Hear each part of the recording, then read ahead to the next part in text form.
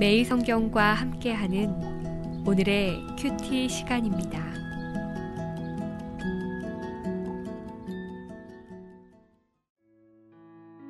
(2월 8일) 오늘의 말씀은 누가복음 12장 13절에서 34절입니다.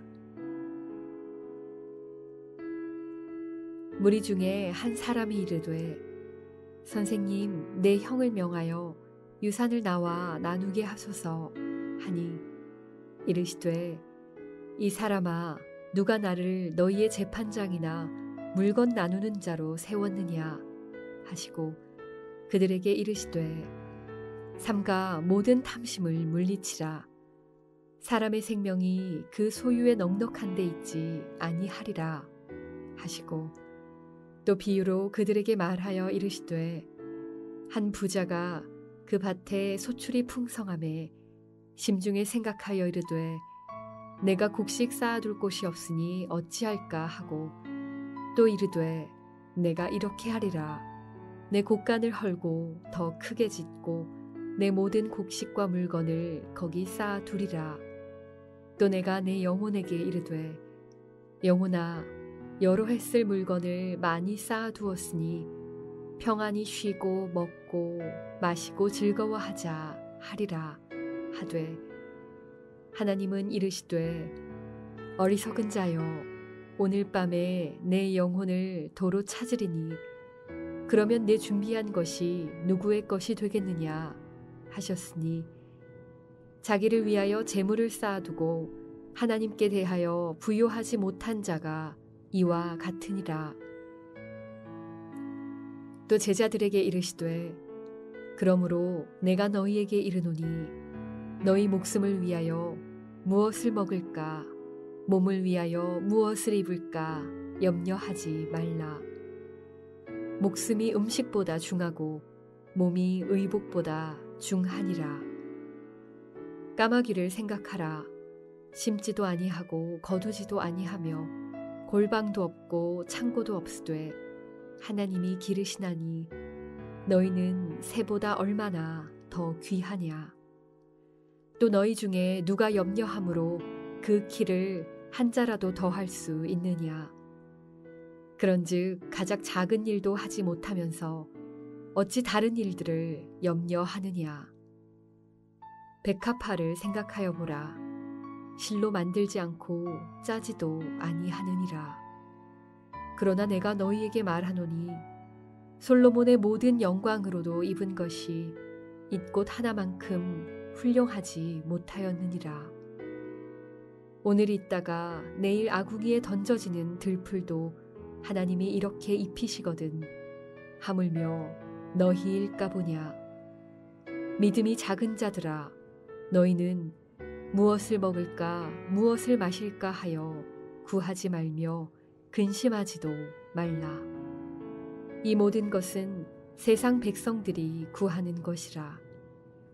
너희 아버지께서는 이런 것이 너희에게 있어야 할 것을 아시느니라. 다만 너희는 그의 나라를 구하라. 그리하면 이런 것들을 너희에게 더하시리라. 적은 무리여, 무서워 말라. 너희 아버지께서 그 나라를 너희에게 주시기를 기뻐하시느니라. 너희 소유를 팔아 구제하여 낡아지지 아니하는 배낭을 만들라. 곧 하늘에 둔 바 다함이 없는 보물이니 거기는 도둑도 가까이 하는 일이 없고 좀도 먹는 일이 없느니라. 너희 보물 있는 곳에는 너희 마음도 있으리라.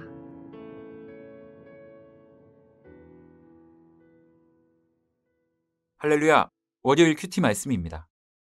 우리는 지금 누가복음 본문을 통해 예수님의 제자들이 마땅히 가져야 할 삶의 태도, 즉 제자도에 대해 살펴보고 있습니다.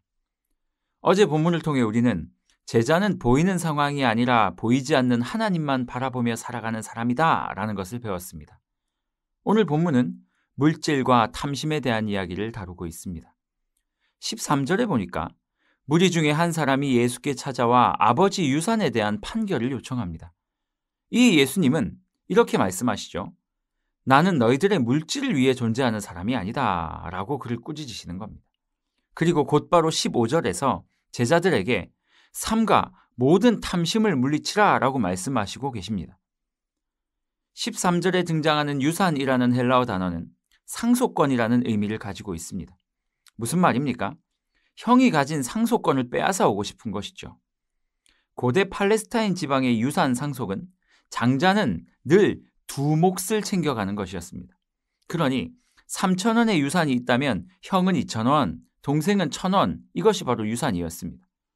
동생이 유산을 받고 나니 배가 아팠던 것입니다. 그래서 예수님을 찾아가서 형의 2,000원, 그거 저랑 똑같이 나누게 해주세요 라고 요청한 것입니다.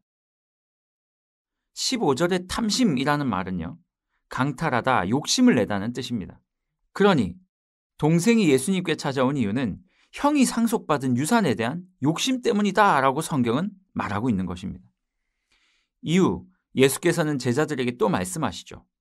탐심 가득한 부자가 자기 창고에 더 이상 넣을 수도 없을 만큼 곡식을 추수했습니다. 그리고는 너무 고민이 되는 겁니다. 그래서 창고를 또 짓고 두 번째 창고를 가득 채우고 난 뒤에야 기뻐했다라고 말하고 있습니다.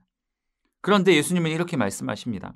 그런데 만약 하나님이 그를 데려가시면 그 많은 곡식은 누구의 것이 되겠느냐.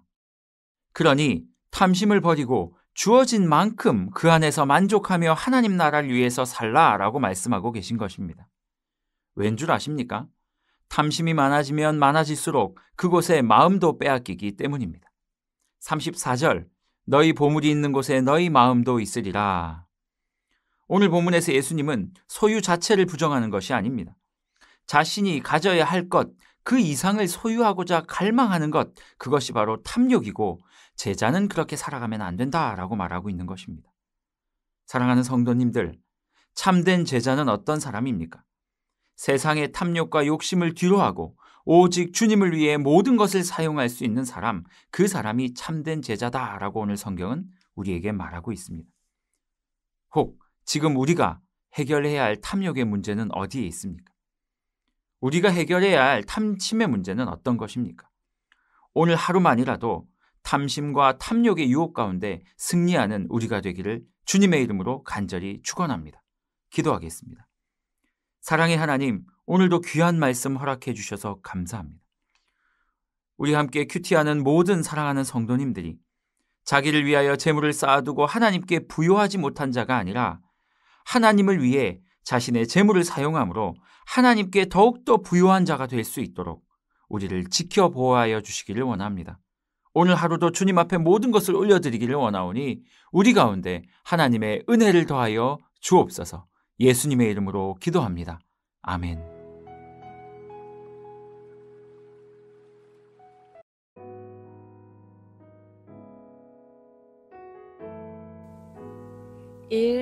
오심 기도. 하루 5번 마음을 다해 드리는 기도. 나는 죽었습니다. 제가 주인이 아니고 예수님이 저의 주인이십니다. 예수님은 십자가에서 죽으시고 부활하셨습니다. 부활하신 예수님을 가슴으로 만나서 따라가며 간증합니다. 사랑하는 가족과 함께 영광스런 승리를 노래합니다. 나는 죽었습니다. 제가 주인이 아니고 예수님이 저의 주인이십니다. 예수님은 십자가에서 죽으시고 부활하셨습니다. 부활하신 예수님을 가슴으로 만나서 따라가며 간증합니다. 사랑하는 가족과 함께 영광스런 승리를 노래합니다. 나는 죽었습니다. 제가 주인이 아니고 예수님이 저의 주인이십니다. 예수님은 십자가에서 죽으시고 부활하셨습니다. 부활하신 예수님을 가슴으로 만나서 따라가며 간증합니다. 사랑하는 가족과 함께 영광스런 승리를 노래합니다. 나는 죽었습니다. 제가 주인이 아니고 예수님이 저의 주인이십니다. 예수님은 십자가에서 죽으시고 부활하셨습니다. 부활하신 예수님을 가슴으로 만나서 따라가며 간증합니다. 사랑하는 가족과 함께 영광스런 승리를 노래합니다. 나는 죽었습니다. 제가 주인이 아니고 예수님이 저의 주인이십니다. 예수님은 십자가에서 죽으시고 부활하셨습니다.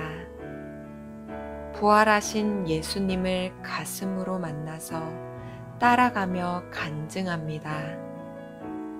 사랑하는 가족과 함께 영광스런 승리를 노래합니다.